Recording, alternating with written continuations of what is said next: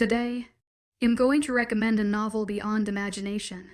The heroine in the story spares no effort to save the king she loves, even exhausting her life energy. But after succeeding, she finds herself trapped in darkness, and when she wakes up again, everything around has changed. Such a plot twist must arouse your curiosity about the story's development. Chapter 16. It had been nearly a week since my ill-fated attempt at independence, and I found myself confined to the enormous bed that dominated my opulent bedchamber. The day following my adventure, I regrettably had to cancel my plans with 𝐿𝐲𝐼𝐻, and my condition had only deteriorated since then. My stomach growled incessantly, a cruel reminder of my hunger, yet each time I attempted to satiate my appetite, my body rebelled against me. I rolled onto my side, pressing my hands firmly against my abdomen in a futile attempt to quell the pain. The plush pillows and inviting blankets that had once seemed so welcoming now felt like a prison. I longed for this malady to pass swiftly. 2 more days crawled by, during which I managed to force down only some chicken broth. My appetite had vanished, replaced by an all-encompassing sickness.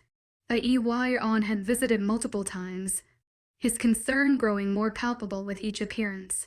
His persistent knocking and gentle inquiries were met with silence as I retreated further into my misery. By the following day, when 𝐿𝐲𝐼𝐻's familiar knock echoed through the room, I remained unresponsive. The pounding in my head rivaled the ache in my stomach, and even the slightest movement sent waves of pain coursing through my body. Sleep eluded me, offering no respite from my suffering. Lady Mrie, are you feeling any better? 𝐿𝐲𝐼𝐻's voice, muffled by the heavy door, reached my ears. I maintained my silence, too ill to feel remorse for my lack of response. My lady. His footsteps faded away, or so I thought. Time became a blur as I drifted in and out of consciousness. It seemed only moments had passed when the knocking resumed. I stubbornly clung to my silence, hoping that if left alone, I might somehow recover. Suddenly, my eyes flew open as something unexpectedly warm and rough brushed the hair from my face. A gasp escaped my lips as I found myself staring into the electric blue eyes of the king himself. He stood beside my bed, his gaze filled with concern. My heart began to race, a mix of surprise and embarrassment flooding through me as I realized the state I must be in, sprawled across the luxurious bed in my sickly condition. King. I stuttered rather miserably and tried to ease myself up on the pillows, but my body was too heavy and sick to work properly. The last thing I wanted him to see was me sick like this. 𝐾𝐞𝐬 had been a pretty sight. Don't move. His strong hand left my cheek to push gently on my shoulder until I was laying down once again. I closed my eyes against the candlelight and he lit on the bedside table, and tried not to flinch as his heavy body sat slowly on the bed beside me. The action made me move painfully. I tried to hold in a groan as my stomach twisted. I'm so sorry, little Mrie. His tone was so sincere and remorseful that it made my chest take as my lips pulled into a frown. It's not your fault.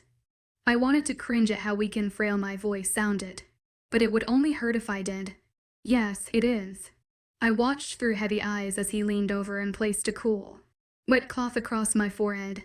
I sighed in relief the minute it touched my hot, aching head. It is a blessing when my kind find their mates, and they are hardly separated afterwards. I did not think of the repercussions from staying so far from you. I haven't had to in a very long time. I frowned in confusion, which only made my head hurt even more. What are you talking about? Don't strain yourself, he murmured softly as his fingers brushed across my heated cheek before pulling away. He sighed.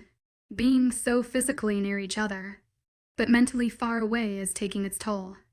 Mates are supposed to be together, not separated like this. I wanted to roll my eyes and tell him he wasn't making any sense, but I was too tired to bother. Don't be silly. I pretty much wheezed as he smoothed out the heavy blankets covering me. It's just a bug. It will pass. Did 𝐿𝐲𝐼𝐻 tell you? I murmured sleepily as his beautiful blue eyes stared at the wall in front of him. his dark shirt clinging tightly to the muscles of his thick arms and chest. Of course 𝐿𝐲 had told him. What a stupid question that was. But I wanted him to talk.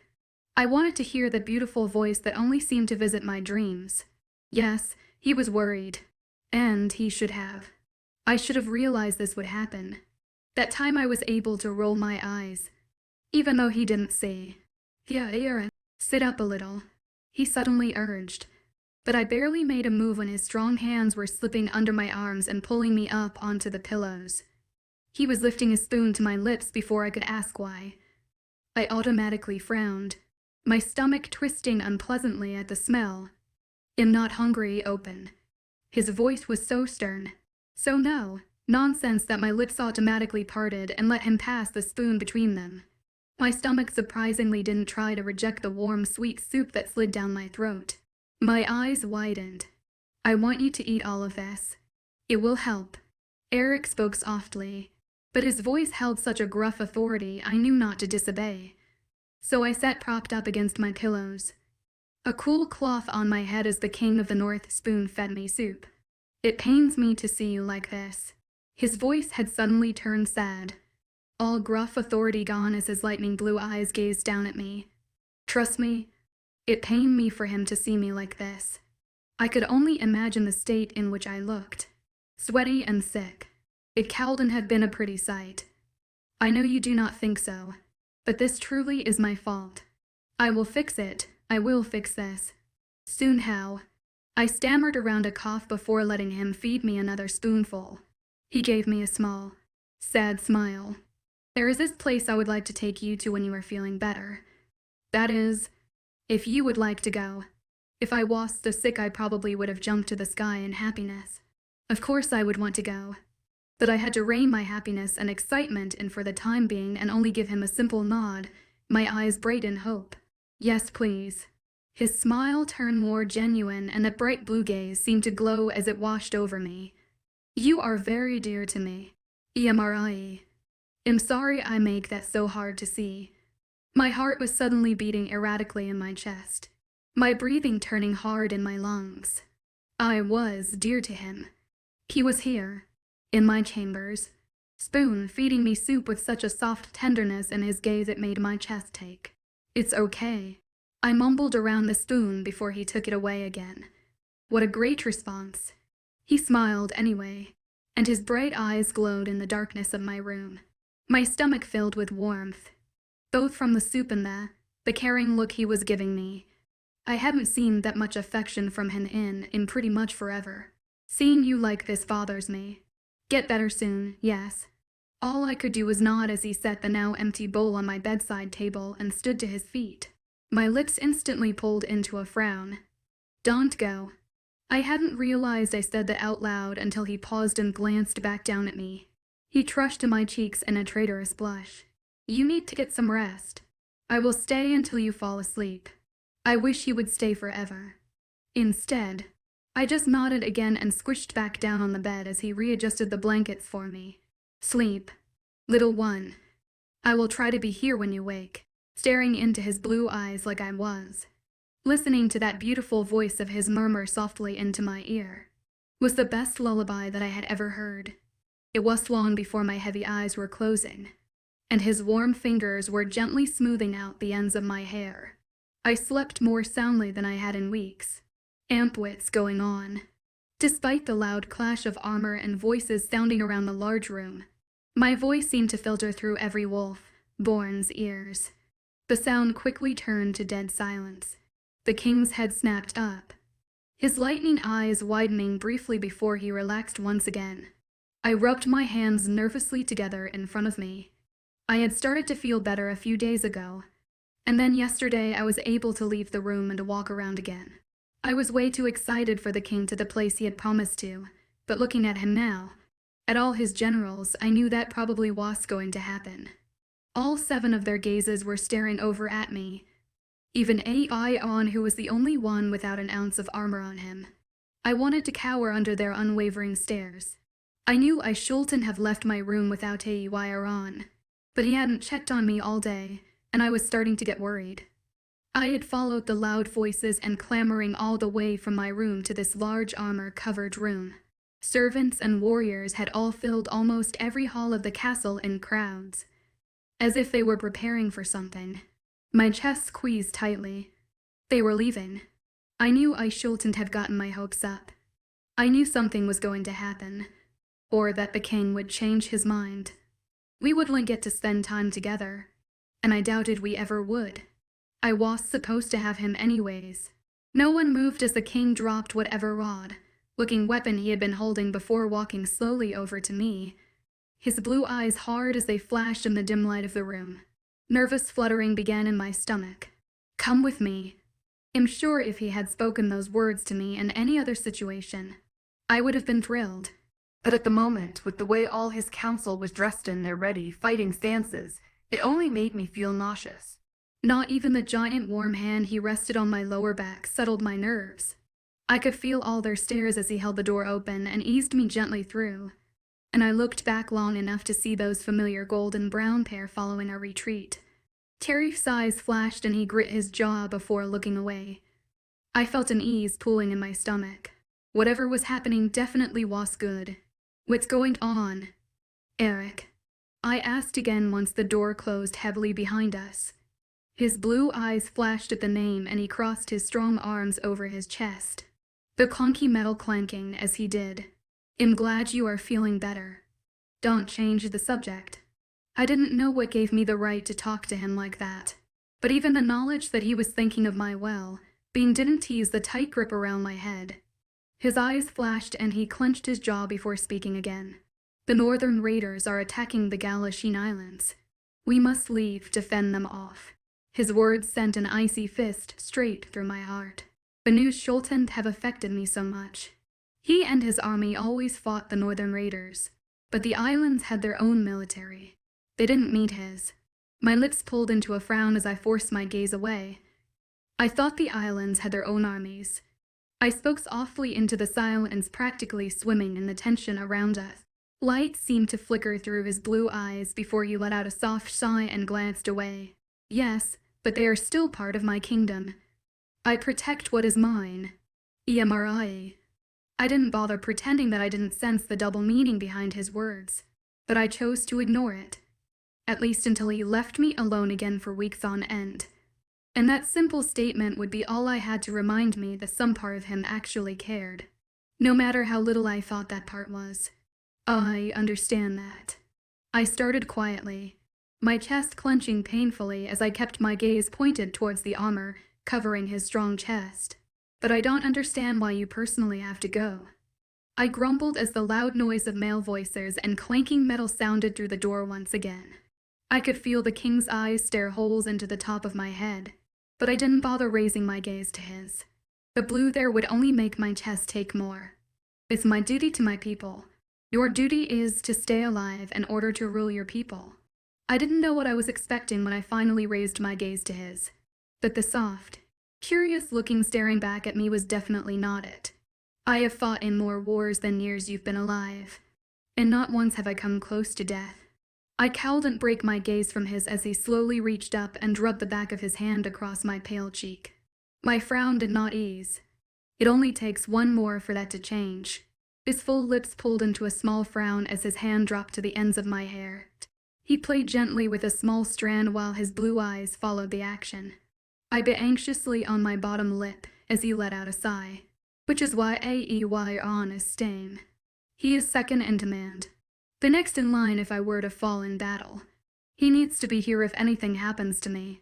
My heart dropped at his words, at the sad look haunting his beautiful eyes, and the ache in my chest only grew. He was okay with dying, with leaving his kingdom to 𝐿𝐻𝐻𝐬, unlike his life meant nothing. With leaving me. I pulled slowly away from him, and wouldn't let the flash of her 𝐿𝐻𝐻𝐬 cross his gaze bother me. "And what about me?" I cowled and kept the pathetic whimper from my voice as I whispered softly between us. "How do you think I would feel if you die? How do you think I would handle that?" I knew we weren't necessarily close, but if I learned anything about mates in the few short weeks I've lived here, it's that one does not live without the other. Or is that only when they love each other? Because Even though I knew he felt something for me, I wasn't sure it was anywhere close to love. His bright eyes flashed before falling into a look of curious concern as he slowly leaned back against the wall, his dark hair resting lightly across his forehead as he crossed his thick arms once again. The thought hadn't really crossed my mind, he admitted softly, his voice low as he spoke into the empty space between us. I wrapped my arms protectively around my stomach, like that would stop the pain I felt running through me. I honestly didn't know why I was having such a hard reaction to this. But maybe it was because the light was finally being shown on his lack of regard for my feelings, for what I genuinely meant. Even after he admitted that I was very dear to him, he still didn't seem to care. I have always fought wherever I was needed, and I am not used to having someone care for my well. I didn't bother answering him as I glanced away, my tongue darting out to lick my suddenly dry lips. I knew what he was going to say next without even having to hear the words. He was sorry, but he was going anyway, and nothing I said would stop him, but that wouldn't stop me from trying. I took a step away from his large, intimidating figure, as I gazed up into his blue eyes. Please, Eric, don't go. It's not your battle to fight. His eyes flashed, a spark of recognition shooting through them, before it disappeared. Then the hard, blue orb softened as he leaned away from the wall to close the distance. I closed my eyes against the sudden burning in them, against the water threatening to fall. His hand came up and cupped my cheek, his head bowing until he could brush his lips just barely across my forehead. Forgive me, little Immerse, but I will not stay behind like a coward. Wolves are proud, and we are strong. Have faith I will return to you. His voice came out as a dark murmur while his lips brushed against the skin of my forehead with each word he spoke. I kept my eyes closed as he stepped away, his hand falling from my cheek. I didn't want him to see the hurt swimming behind them, to see how much this was affecting me. He was a king, the king, and a warrior. He always fought in battles he was practically born to, and I shouldn't have been so worried, but I was, and the fact that he refused to stay hurt. Pain flared from my heart to the pit of my stomach. He wouldn't stay, no matter how many times I asked. My pleading meant that little to him. Do not worry, we will return before you know it. He was already opening the door and stepping back into the room by the time I blinked my eyes open, his large form sauntering back into the giant loud mass of his generals. I pressed a hard fist into my stomach, but that did little to ease the pain. Chapter 17, my lady. I blinked over at the large wolf, born standing just outside of the door, his golden eyes soft for once as they gazed down at me. I cowled and even forced my lips to smile at the concern on his face. You are going to. I was certain my voice sounded as miserable as I felt, but I cared little about showing him that weakness. Turf stared down at me, his large body covered in the same armor as most of the others, except for the silver badge of his rank gleaming brightly on his breastplate. I am our greatest warrior. There was a reason the king had sent me to guard you in the lower kingdom. I could only nod at him before turning from the door and walking away. There was no reason to stay there any longer. Not only was Eric risking his life for a territory that was barely his, but Turf was as well. It didn't surprise me. He would do anything the king asked him to. Immerse. Wait. The general called after me, but I hardly paused as I stepped onto the large marble staircase. The fact that he didn't say lady in front of my name never even registered. I didn't get far before the wolf was at my side, his golden eyes flashing in the off light of the hall. You shouldn't worry too much about him. He started slowly, his voice warm as it washed over my depressed, slumped shoulders. And this was the same wolf, born who called me a nuisance barely a week before.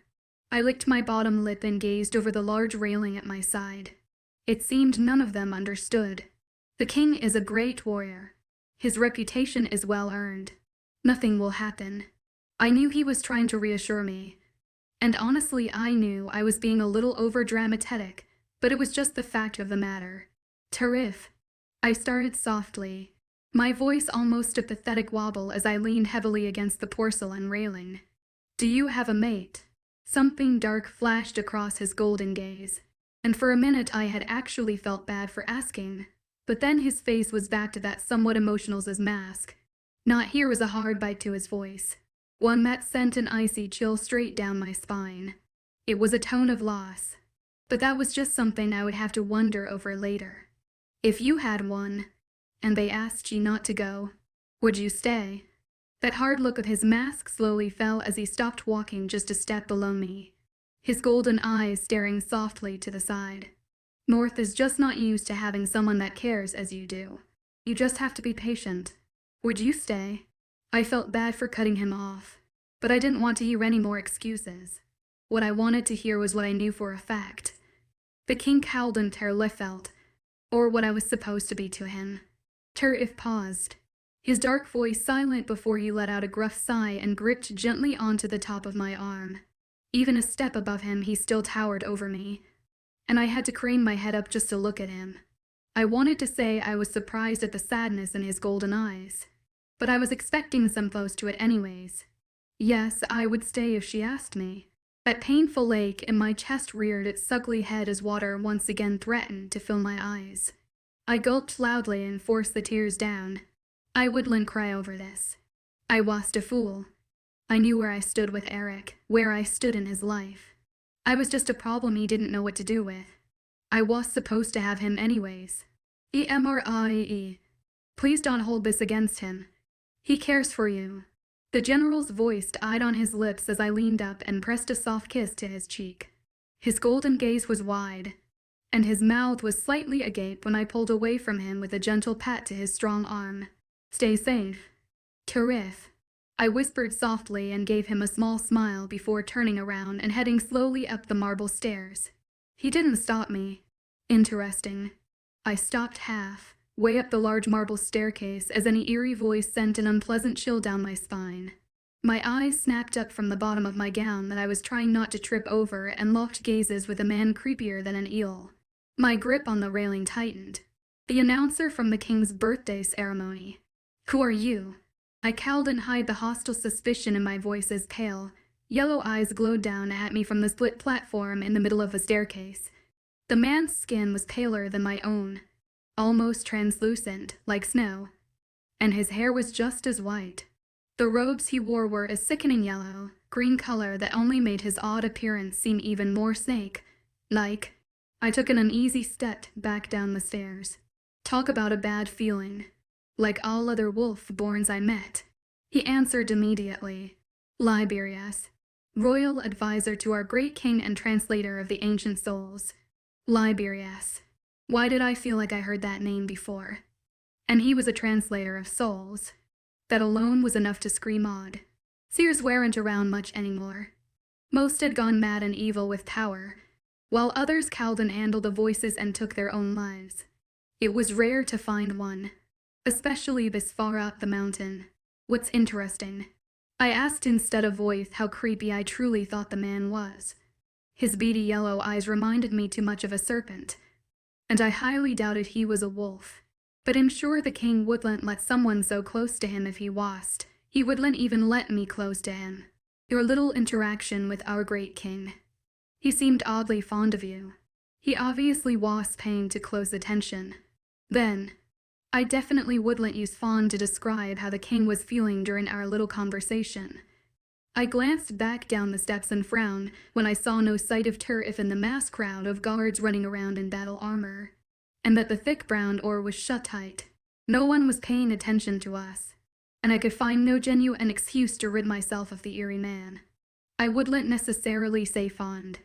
I muttered more to myself than him as I edged further along the step before walking diagonally up and away from 𝐊𝐤𝐳. I've seen you walking around with 𝐿𝐤𝐳 on from time to time, but it's surprising as well. He continued to speak like he couldn't tell that I was obviously edging away from him, but his words made me pause. 𝐿𝐤𝐳 had made sure no one was around when he escorted me anywhere. Did this man suspect who I was supposed to be? Did he know? The king does not keep his affairs around for long, much less have one of his generals escort them. You must be something of an extraordinary bed. Excuse me. My voice came out as an appalled gasp at the innuendo in the man's horrible slippery voice. and I stared up at him in wide-eyed horror. Oh, I know he did not just try to imply, although you do seem different than most. He continued with a curious tilt to his head, like I hadn't spoken at all, his yellow eyes flashing in the candlelight. They narrowed in concentration. That's enough, seer. I nearly jumped in absolute delight when 𝐿𝐲𝐻𝐻's dark growl reverberated around us, and I tried not to make it too obvious that I was practically cowering towards him as he walked up the steps between the rude man and I. It was all I could do not to press myself to his hard back in relief. Creepy man, 𝐿𝐲𝐻𝐻, seemed to stand a little taller at the sight of the large general now standing between us, his pale eyes flashing in brief anger before fading once again to that dull yellow. Commander 𝐿𝐲𝐻𝐻, a pleasure as always. His voice was a dark hiss as he bowed slightly to the wolf, born standing almost protectively in front of me. I peeked around his large arm to glare about at the thin, gangly seer. 𝐿𝐲𝐻𝐻 scoffed and lifted his thick arms until they were crossed firmly over his chest. I stayed safe behind his back. I'm sure, shouldn't you be preparing for the departure? I'm sure the king will want his advisor with him. 𝐿𝐲𝐻𝐻 clenched his thin jaw and his eyes flickered briefly to mine before returning to glare at the king's second in command. Yes, I was just on my way to see him.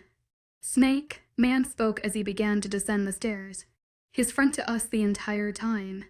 𝐿𝐲𝐻𝐻 made a point to keep me safely behind him as he turned with the advisor, like he was making sure he was actually walking away. It was a pleasure talking with you, my lady, the seer called as he descended the steps, his white lips pulling into a sickening smirk. I bet. You're positively stunning. 𝐿𝐲𝐻𝐻 chuckled, as if enjoying a secret joke with himself before finally turning his back to us and walking casually down the rest of the steps, a whistle on his lips. 𝐿𝐲𝐻𝐻 visibly relaxed in front of me. Disregard anything he says. My lady, he speaks through his ass. I gave the scowling general a small smile, before a frown slowly took its place. The king doesn't keep his affairs around for long, so what he says isn't true. I asked softly as 𝐿𝐲𝐻𝐻 placed his hand gently on my lower back and began leading me up the stairs once again. About you being a common whore. No, of course not. I rolled my eyes and hit his arm lightly as he let out a laugh. No, not that. About the king having affairs. It was hard speaking the words. Hard to have them pass my lips. I didn't even like thinking about them. But it made sense. I mean, neither of us ever thought the other had a mate. Why would he wait for me? 𝐿𝐲𝐻𝐻 tense beside me, his strong shoulders stiffening once again as his hand fell uncertainly from my back. He has. In the past. But I highly doubt he has been with anyone since he found out about you. My heart stalled in my chest. He highly doubted. But he didn't know for sure, and the king has made it quite obvious where I stood in his life. I wouldn't blame him if he has been with other women since he has known me. Water suddenly threatened my eyes once again, but I tried to force it down as we stepped foot into the hall that would lead to my wing. Please don't get upset over this. I'm more than positive North would never be with anyone else ever again. Thank you. 𝐿𝐲𝐻𝐻. I interrupted him softly as I stepped away from his large body and turned towards the direction of my wing. I appreciate your words, but I would just like to be alone right now. Alone to sulk in my own miserable feelings. But my lady, I will see you soon. Give the king and the other generals my best wishes. I tried to make my voice as strong as I could as I walked slowly away from him, but my fist was pressing firmly into my stomach. I never should have agreed to come here so easily. Never should have convinced myself there was hope for the king and I. I was a mistake, a problem he didn't know what to do with. I was never supposed to have him anyway. The days passed slowly, and the weeks even more so. And yet, I was still surprised when I learned that it had been almost 3 moons since I arrived at the king's castle. He and his 5 generals had been gone for the entire second one. The castle was even more quiet than usual, and that was saying something. 𝐿𝐲𝐻𝐻 was the only one I had to keep me company, but even he would disappear occasionally. I didn't blame him though. I wouldn't want to be stuck babysitting either. The general received a message every week from the king, explaining what was happening and whether or not they would be staying away longer. Not once did Eric mention me. It was a selfish thought, I knew it was. But was it so silly to hope he was actually thinking about me? All I did was think about him. I would sit in my rooms or that little garden that 𝐿𝐲 had taken me to what seemed like forever ago, and wonder over what was happening, hoping beyond hope that the king was okay, that they wouldn't stay too much longer. Not that it would be any different if he were here. He had filled my being with such hope all those weeks ago as he sat beside me on my bed, hand-feeding me soup to ensure I would eat. He wanted to take me somewhere, to ease the distance between us. It was all a false hope, just sweet words to take my mind off the sickness. I had not been ill since he left, but even if he had been right about why I had been sick, there was absolutely no connection between us now. Physically or mentally, my body had no reason to act so foolishly. I kicked the soft snow away from my feet as I sat on the cool bench in the castle's winter garden.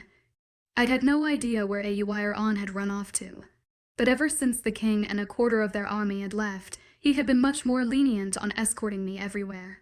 A lot of the servants had left with Eric and his generals, and I could only assume that I had overheard 𝐿𝐲𝐼𝐬 and Turf talking about had gone as well. There was no need to ensure that I stayed in complete secrecy. I wanted to enjoy the freedom I wish I could have, but my thoughts didn't grant me any reprieve. There you are. 𝐿𝐲𝐼𝐬's voice startled me out of my thoughts, and I raised my eyes from the dewy snow beneath my feet to see the large wolf walking steadily towards me. He walked so over the icy terrain, like it was simply grass instead of snow and ice. I didn't realize you were looking for me. I gave him an apologetic smile and moved over on the bench so his large body could sit beside me. I know. Perhaps letting you wander around on your own is not such a good idea. His voice was a teasing grumble, one I actually laughed at. However, the quiet giggles died on my lips when I saw the paper clasped in his hand. When the king sent his messages, it was always through a trusted soldier or servant. He never once sent a letter. That made a nervous flutter shoot through my stomach. I would know if something had happened to him. Right. I would have felt it. Right. This is for you. 𝐿𝐲𝐼𝐬 held the letter out to me, his hand strong as it raised in the air. My fingers were shaking as I reached for it. I was terrified of what could have been written on that paper. Had he been injured? Were they coming home? Or did he finally decide he was done with me? Was this paper the rejection I was starting to think would be the only future we shared? I can leave, if you would like. 𝐿𝐲𝐼𝐬 spoke softly. His tone was that reassuring verse I often clung to. I shot him a bewildered look. No, please. Stay. I could use the company. I truly felt bad for the general, for having to suffer the quiet loneliness at my side. He gave me a soft smile as my shaking fingers broke the waxed seal and unfolded the letter. He looked away, his dark eyes giving me the privacy I hadn't even thought about. There was only one sentence written in the middle of the paper. One sentence that tore my heart into many different ways. Tears filled my eyes. I miss you. I had no idea why my emotions decided to get the better of me. Maybe because I was expecting something completely different. Or maybe it was because I had slowly lost all hope for us. But those 3 words suddenly made my heart 10 times heavier. Are you sure this is for me? I could barely speak above a whisper. I was too afraid the tears would fall if I allowed my emotions to clog my throat. 𝐿𝐲𝐼𝐬 let out a dark chuckle. Of course it is for you. The messenger specifically said I was to give it directly to you. My heart thumped heavily in my chest. I miss you. I ran my fingertips over those 3 words. I missed him too, but I always had. Even when we were in the same castle, I missed him. How could he miss me? He never had before. Never made any inclination to be near me when he had the chance. Never once made an effort to spend time with me. A drop of water fell onto the pale page. 𝐿𝐲𝐼𝐬 shifted suddenly at my side. Are you all right? My lady. I'm sure he felt the shift in my attitude. Could smell my tears in the cold air. But I quickly wiped the water from my cheeks and drew in a shaky breath. Why, yes. I'm fine. Thank you for bringing this to me, I murmured hurriedly as I folded the paper back again, hiding that one sentence that tore at the wall I had built around my heart, one that was far thinner than I thought. Of course.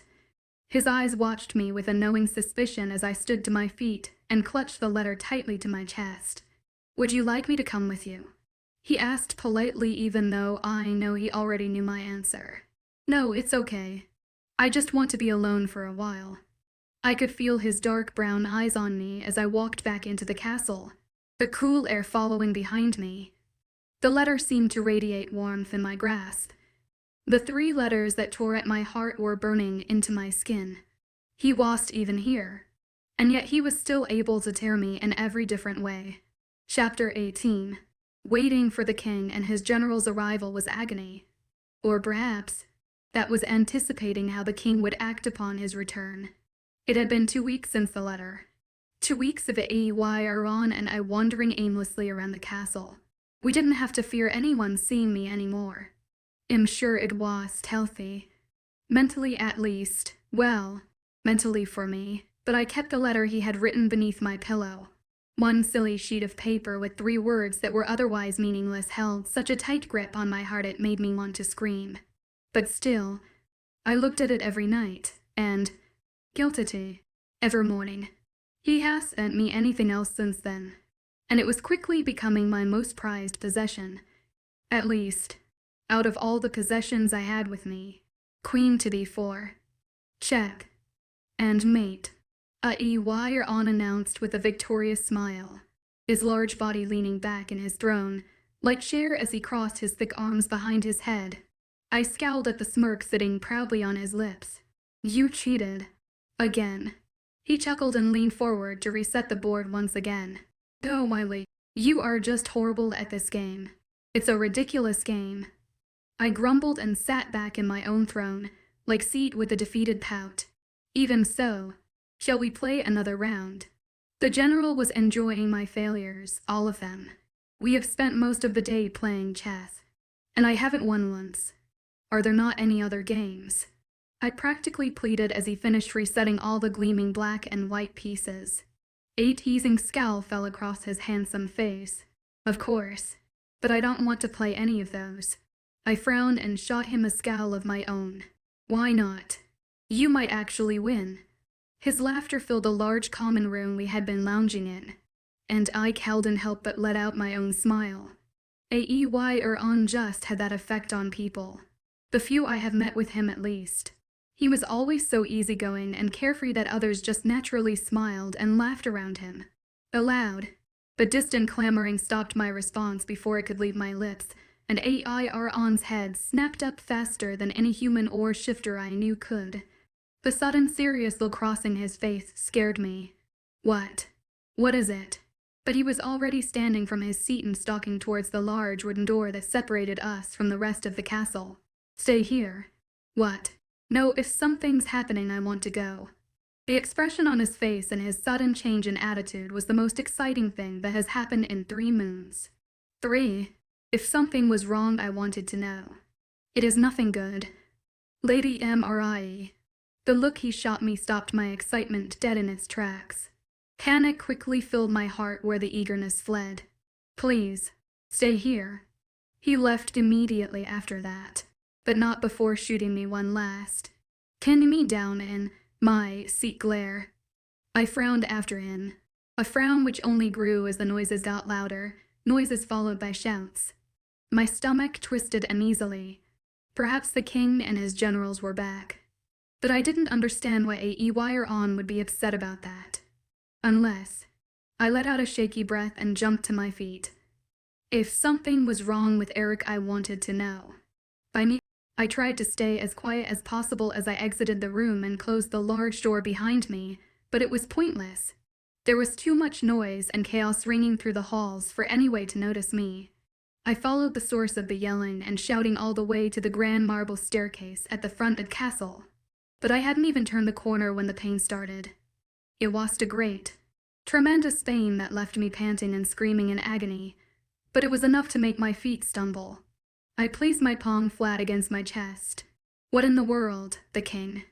Panic filled my entire being once again, and I was hurrying around the corner to the top of the steps without a second thought. I paused at the foot of the stairs. I wasn't sure what I was seeing at first. Just a bunch of wolf-born soldiers and their servants running around in a giant mess, until I saw an orth lying on the ground between all of them. A gasp tore from my throat, and that sharp jab of pain surged through my chest. Eric. His name passed as a mortified whisper from my lips, one that shook me to my very soul. My body was racing down the stairs before my mind could comprehend what was happening. I pushed through all the people crowding the main foyer of the castle, all the ones blocking me from the king. I could feel the gold power stirring, like it knew I would need it before I did. There were still too many people in my way. Too many soldiers and servants standing around dumbfounded because they didn't know what to do. A few shot my panicked, mere hyperventilating bodies suspicious looks, but everyone was too infatuated with the king to care. I saw a brief glimpse of Eric over a servant's shoulders. His without clothes body was lying on a moving pallet on the ground, his chest and stomach covered in gaze. My heart seemed to stop beating in my chest. Move. I suddenly shouted at the crowd in front of me, and shoved hard against the wolf-borns blocking my way. I was actually surprised when they let me through. There was a physician kneeling beside the unconscious king, with a 𝐊𝐢𝐬𝐬 and Turf on either side, but Delta still dressed in armor. The other 4 generals were all standing in a circle around the 3, with serious, sorrowful expressions plastered on their faces. Even the always amused 𝐊𝐢𝐬𝐷R looked remorseful. That didn't ease the stress weighing heavily on my shoulders. I told you not to come. 𝐊𝐢𝐬𝐬 snapped as I fell to my knees at his side, but he seemed too busy helping the physician and wrapped the bloody gauze from Eric to really care. I stared at the bloody, torn mess that was the king's chest, and bile rose to my throat. Oh my God, what happened? My voice was a breathy tremble as I covered my mouth with a shaking hand. The doctor's eyes glanced up at me, then shot to 𝐊𝐢𝐬𝐬𝐬 before he went back to helping North. We were on the way back when we hit an ambush. The raiders went straight for the king. They didn't even care about us. Terry's voice was a disgusted growl from Eric's other side, his strong hands holding down the king's shoulders so his tremors and shaking would not disrupt the physician. The wounds are too deep, and he is losing too much blood. I need to get him to the infirmary, but I'm afraid if we move him they will only open further.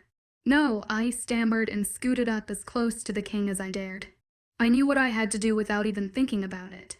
I could see the red lines of pain shooting throughout his entire body, could see the blackness of his dying veins as the blood seeped away. The gold power washed over me like a tidal wave. Get out of the way. I snapped at all 3 of them, even though none of them moved. It didn't matter at this point. The only thing that did was saving the king. Even if the power bubbling from my chest and surging through every inch of my body killed me, so be it.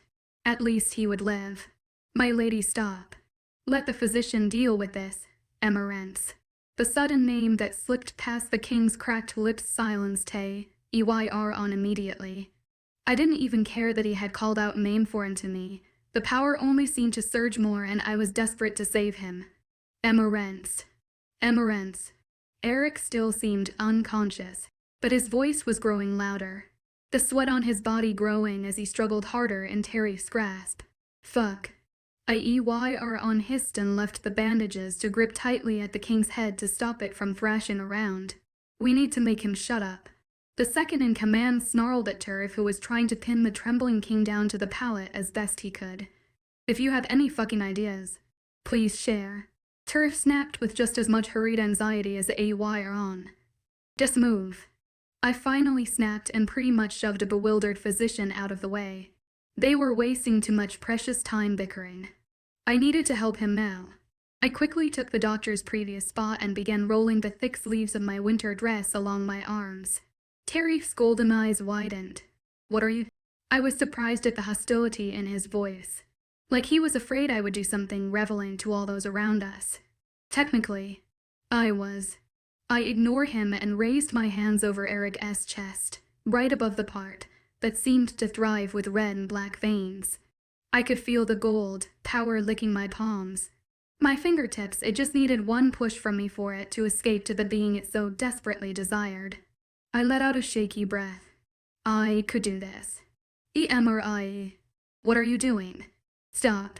The panic was growing in Tariff's voice as I slowly lowered my palms to the shredded skin and bone of the king's torso.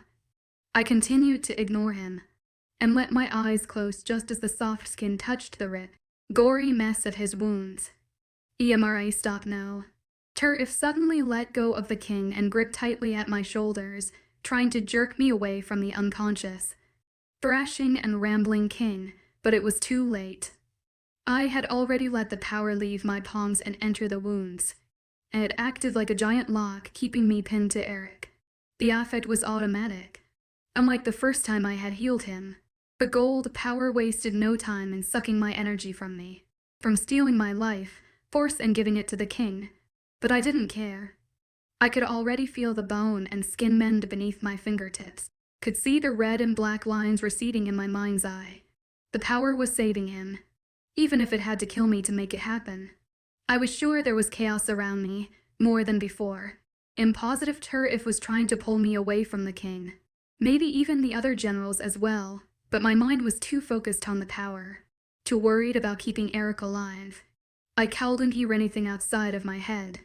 All I knew was that I was fading, and the power was surging into him. It felt like hours, days, before the skin under my palm finally closed, but it had been more than a few minutes. Still, the power continued to enter him, just like before, filling him and leaving me as an empty shell. I once thought that the gold power wasn't a power at all, but my soul that I could sometimes physically tap into. I thought that made me special, thought that I could heal people with what the heavens granted me. I knew the truth now, or at least, part of it. Even if it was my soul, it wanted nothing to do with me, just like the being it was so desperate to get to. At least he wouldn't have to deal with me anymore. My eyes slowly fluttered opened, even though the rest of my body remained immobile. Just one look at him, just one last glimpse, then I wouldn't try to stop it anymore. I would let the rest of that power flow freely into him. There was almost a peaceful look resting on his handsome face now. His body no longer in thrashing trembles as his dry and cracked lips called out for a person I knew not. I wanted to smile. He looked as if he were sleeping, as if he had never been injured in his life, much less seconds away from death. I felt my body slouch over. Was no one trying to pull me away anymore. I could see darkness creeping along the edges of my vision. Could feel the hollow, empty blackness trying to take over my mind. I was so tired. Dark eyelashes fluttered across high cheekbones. And then the king was blinking his eyes open as if he was awaking from the greatest night's sleep he had in forever. I was surprised when the quickly fleeing power let me smile down at him. It was cruel for the heavens to pair us together. It must have known we could never be together, and not cared. But he had searched for so long for someone he gave up hope on.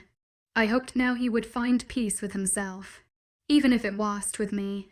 Maybe he wouldn't have that obligation to be so lonely anymore. The darkness was creeping farther over my gaze, blocking out all light and shape except for this chiseled face and the bright blue of his eyes. He blinked up at me, and his full, cracked lips pulled into a small smile. So beautiful.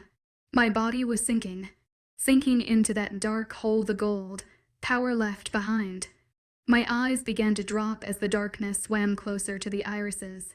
I watched the blue of his for as long as I could, tried to sketch the image into my mind to always look back on, even though I wasn't sure if I would be able to keep it wherever I was going.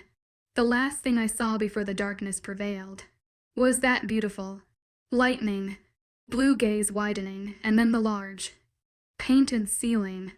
I wasn't sure if my eyes had finally closed, or if the power had officially sucked all life from my now withering body. What were the heavens like, much like that time on the boat with Tariff, a time that seemed like centuries ago. My head was pounding with the feeling of 1,000 thundering hammers. I tried to groan out in pain, but my throat was too dry and scratchy to be of much use. Something hard and cool pressed against my lips. Drink. It was a one-word command, But it was the first voice that I felt like I had heard in years, and I obeyed immediately. Cool water flowed from my lips to my throat in a soothing bliss, or at least, I thought it was water. My tongue seemed off and taste was minimal. Once the cup and its refreshing contents were gone, I tried to blink my eyes open, but darkness was the only thing entering my vision. I could feel myself begin to panic. What was wrong with my eyes? Why couldn't I see? My breathing was starting to quicken, and the pounding in my head only grew worse. But no matter how many times I tried to blink, everything stayed dark. Relax, relax. There was a sound of a match, then a candle lit right beside my head. I gasped and quickly shut my eyes against the blinding light. I wasn't blind. It had just been exceptionally dark. You gave us all quite a scare there. My lady. I recognized that voice. I knew that voice. Its owner had been my constant companion for the last couple of months. I tried to blink my eyes open again, And gaze blur wryly over at a worried frown 𝐿𝐢𝐬𝐬. My headache was slowly easing, and whatever had been in that cup helped subdue the pain in my throat. Where am I? But my voice still came out as a dry, broken mess. The concerned look on the general's face only grew. Your chambers. The physician wanted you in the infirmary, but both the king and I felt you would heal much better here. The simple mention of his title, his name, had memories flying back to my mind in a nanosecond. The king. Eric was dying and I had to save him. The gold power was saving him and killing me in the process. But it didn't. I gasped and tried to sit up in the bed. But one stern growl from 𝐿𝐬𝐬 had me easing back down again. Where is he? Is he okay? Did everything heal? Calm down. Hell have my head if you knock yourself out again. That didn't answer my question. But I could feel the headache start to return and knew if I didn't relax the pain would be unbearable. So I let out a heavy breath and tried to ease back on the pillows. 𝐿𝐬𝐬's fine. And 𝐿𝐬𝐬's sleeping. You saved his life. But he still lost a lot of blood. You've both been unconscious for a while. How long is a while? I mumbled into the dark room as I let that reassuring news settle over my shoulders. 𝐿𝐬𝐬 paused, his brown eyes glowing softly in the darkness before he glanced away. A week. He has been in out of sleep for most of it, though. We were all pretty worried about you for the first couple of days. The court physician wasn't sure what was wrong and you kept. His voice trailed off, and I knew whatever he was having trouble to say wasn't good. I licked my dry lips. I kept what? 𝐿𝐬𝐬. He saw it and ran a heavy hand through his hair before glancing back at me. Stop breathing for a while. You did it a couple of times. And it didn't help that the king kept getting all worked up about it and no one knew what to do. My lips pulled into a frown at his words. I didn't mean to cause so much stress or worry. They should have all just let me go. It probably would have been, but North has his own magic, and was able to stable you. He should have been resting. He was going to let you die. Immerse. And you are a fool if you think otherwise. I snapped my mouth shut at that. At the sudden serious, dark look that crossed the general's gaze. I clenched and unclenched my jaw. He was right. I knew he was. The king told me he wouldn't be able to handle it if I died, but he wouldn't let me die. But that didn't mean he should have. He would have been freed. But then a thought crossed my mind. One that dropped my heart to my stomach. Is he very mad? I asked softly as I blinked up at the dark rafters far above me. 𝐿𝐬𝐬 made a grunt-like noise before leaning farther towards the bed and the wooden chair he sat on. About what? Me, because I pretty much revealed myself to the entire kingdom. I was surprised at the sudden chuckle that passed the wolf-born's lips, but the sound was so nice it caused a smile to cross my face. I think he cares very little about that at the moment. My lady. Right. He did almost die after all. Recovering was the most important to be worried about. I blinked up to the dark ceiling again, before letting out a tired yawn. You should get some more sleep. I will inform the king you have finally awakened.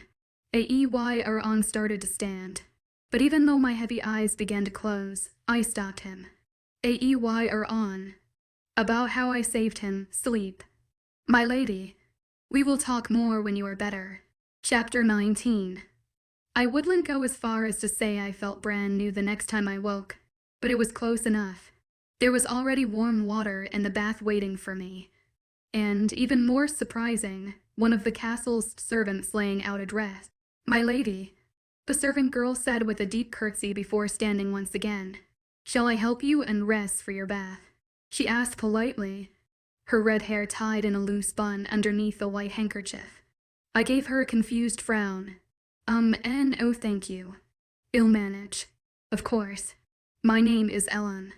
My lady, if you need me, just ring the bell. She nodded towards the cord at the back of the room before curtsying one more time and leaving. I stared after her in shock. It had been 3 months since I arrived, and that was the first servant I had ever seen anywhere near my room. How odd. The bath was refreshing, and seemed to ease whatever was left from that little almost dying again fiasco. The heavy snow had finally started to melt, but that didn't mean merely snow was leaving any time soon. I was thankful for the long sleeve dress the girl had laid out for me, even though I could have gotten it myself. I had been for the last 3 moons. I didn't have to wait long for 𝐿𝐲𝐻𝐬 to knock on my door. He did almost the same time every day. I checked to make sure the king's letter was still under my pillow before hopping over to the sitting room to let the general in. I gave him a large smile when I opened the simple piece of wood that blocked my room from the hall. You look much better, he said with a large, beaming grin that only made my own want to grow. I feel much better. How is the king? 𝐻𝐬 fine. Still sleeping. Let's get you something solid to eat, yes. There was no room for argument in his tone, and he was taking my arm and leading me down the hall before I realized it. I rolled my eyes. This wolf was obsessed with making sure I ate. 𝐻𝐬 still sleeping. The gold power had healed almost every cut, scrape, or bruise he had. Even if he did lose all that blood, his healing abilities far surpassed mine. He should have been fine by now. Maybe I hadn't healed him as well as I thought. 𝐿𝐲𝐻𝐬 let out a tired sigh, his smile slowly fading. Yes, he usually runs himself dry when he has to use that much power. That much power. Was it really that hard to save me? But don't worry about him. My lady, he will be good as new in no time. His smile was back, and it shone like the brightest candle in a dark room. Would you like to go see him later? What? The question caught me off guard, and not just because I haven't been in the king's side of the castle before. I was never invited to go see him except to eat. He was wounded or sick, or whatever. But still. North, do you want to visit him after you eat? He asked again. Slower, even like that would help. I fidgeted with the edge of my dress, a silly little blush playing on my cheeks. I don't want to intrude on his privacy or anything, please. Lady Immerse. I think he would really like to see you. Uncertainty filled my chest. If the king still wasn't feeling good, I'm sure the last thing he needed was an unwanted visitor, but the look in 𝐿𝐲𝐻𝐬's eyes was hard to say no to. And I did really want to see him. I found myself nodding reluctantly. Great.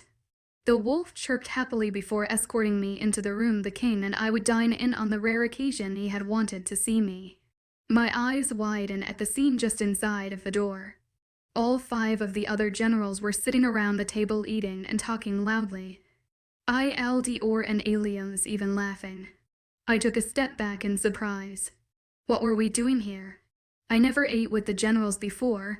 I hardly ever ate with 𝐿𝐲𝐻𝐬. The king's second-in-command slammed behind us, and caused all eyes to turn in our direction. There was silence, and then all the generals stood to their feet and bowed in our direction, even Turif. Lady Immerse. They all greeted together, their eyes glowing with the light of their wolf. 𝐻𝐬. I waved awkwardly as they all stood from their bows, but none took their seat again. They were silent as they watched us, watched me. My hands started to shake nervously at my side. What was going on? This way. 𝐿𝐲𝐻𝐬 spoke softly at my side and eased gently on my lower back until I was walking in the direction he wanted me to go in. They all stood standing, silently, watching me with their glowing eyes until 𝐿𝐢𝐬𝐬 pulled me to a stop beside the very seat the king would usually sit in. See, the commanded softly, and I did without hesitation anything to get their eyes off me. As soon as I was seated in the king's chair, the other 5 all sat back in their own, including 𝐿𝐢𝐬𝐬. Well then, they still watched me, even as I reached up to grab various foods from my plate. None looked away until I had eaten a bite of toast, but even as they all went back to eating, I could still feel their attention directed at me. But 𝐿𝐢𝐬 was the only giant bubble of tension at my side the entire time. "What's your problem?" I grumbled halfway through eating when I glanced up to see his golden eyes glaring holes into the side of my head for the 3rd time since I sat down. His gaze flared and he grit his jaw before leaning slowly over the table. "And you want to know what my problem is?" He snarled quietly, even though I'm sure everyone at the table could hear if they truly wanted to. "You don't have to sound so mean about it." I mumbled and dropped my gaze to the porridge I was stirring uselessly around its bowl. "Mean? I told you to stop. But you didn't listen to me, again.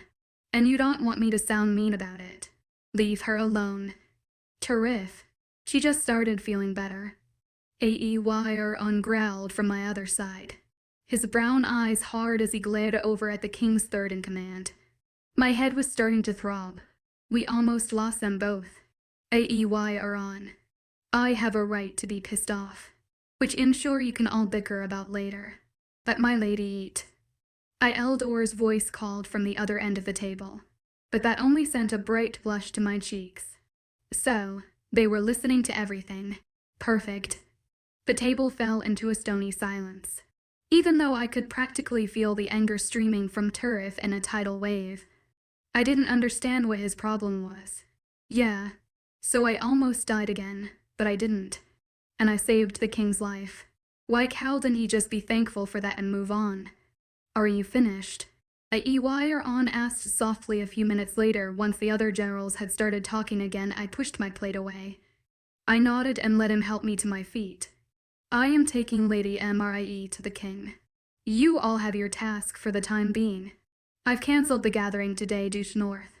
But if he is feeling better, I will let you all know," he announced at the table before edging me towards the door, their nods and affirmations following us the whole way. "Don't let 𝐿𝐢𝐬 bother you. He's just upset," 𝐿𝐢𝐬𝐬 said on a sigh once the doors had closed behind us and we started walking back up the stairs. "About what?" "We are both fine," I grumbled as I hiked my dress up enough so I wouldn't trip over all the fabric. The wolf beside me paused, his body stiff as he led me along the marble steps. "It takes a lot to kill the king, a lot more than the wounds that he had, but they weren't healing. Not like usual. The raiders were smart. They must have laced their blades with some poison foreign to our medicine. That's why we were all going a little crazy. No one knew what to do." He cast me a sad smile before leading away from the steps and down the beautiful statue hallway. "For a moment, we thought we were going to lose him permanently. And then you almost died trying to save him. I told you that 𝐿𝐢𝐬 holds a soft spot for you. I bet on to the fact you are North's mate. Losing you both is a terrifying notion. That still sounded like a load of bull to me. 𝐿𝐢𝐬 holding a soft spot for me, that is. But if 𝐿𝐢𝐬𝐬 truly believed it, then I guess I would for now. He knew about the gold power. That's why he tried to stop me." I murmured more to myself than him, but I knew he heard anyways. "Yes, he and I both. Now the majority of the castle does too. North mentioned it when he first entrusted us with your safety. We were to stop you from using it at all costs. He feared the toll it would have on your life." I followed him past the statues and around a corner. There was a small metal staircase at the back of the hall. One that wasn't big enough for 2 people to climb side by side. Even though I was saving the king's life, he still tried to stop me. Yes. I climbed the metal staircase slowly after him, one hand gripping tightly onto the railing, and the other on my dress. I wasn't sure how to feel. On one hand, I was thankful 𝐿𝐢𝐬 wanted to save my life, but the other knew it was just because the king had ordered him to. The king really likes his privacy. I grumbled when we finally climbed through a square opening in the ceiling and into a small, private hallway. 𝐿 chuckled. Yes, but this is just the back way to get to his wing. The servants stake the many stairwell. And why in the world weren't we?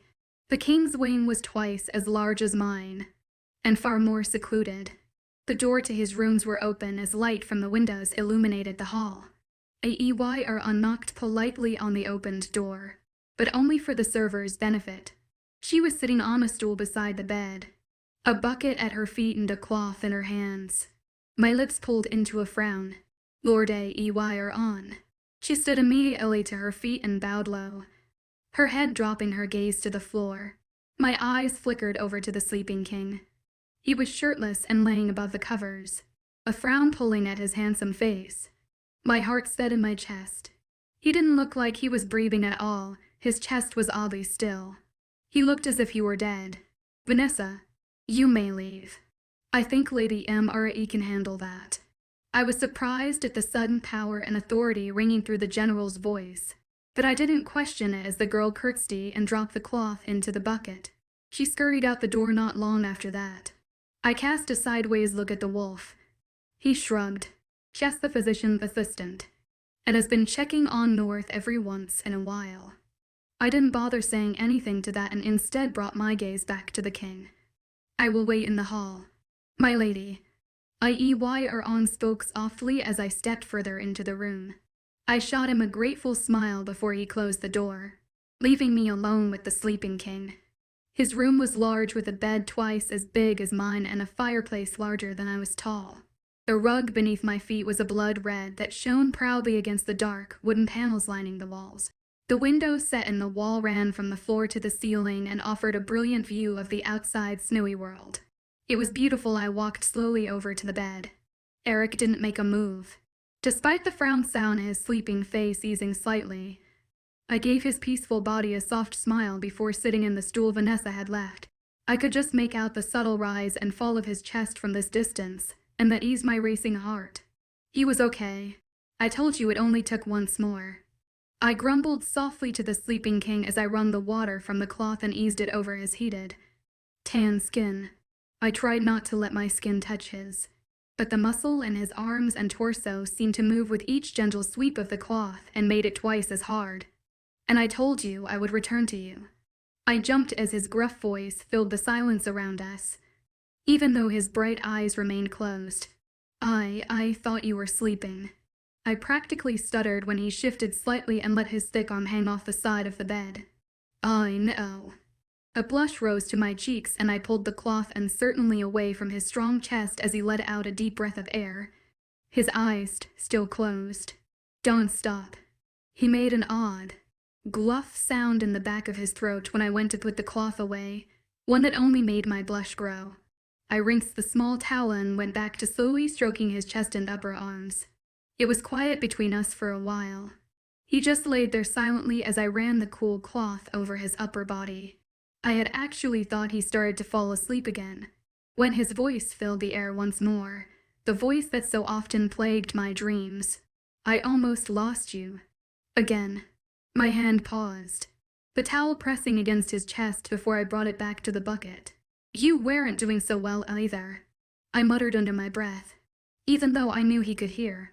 My eyes widened as he let out a sigh and suddenly reached up with his large hand to grip tightly at my wrist.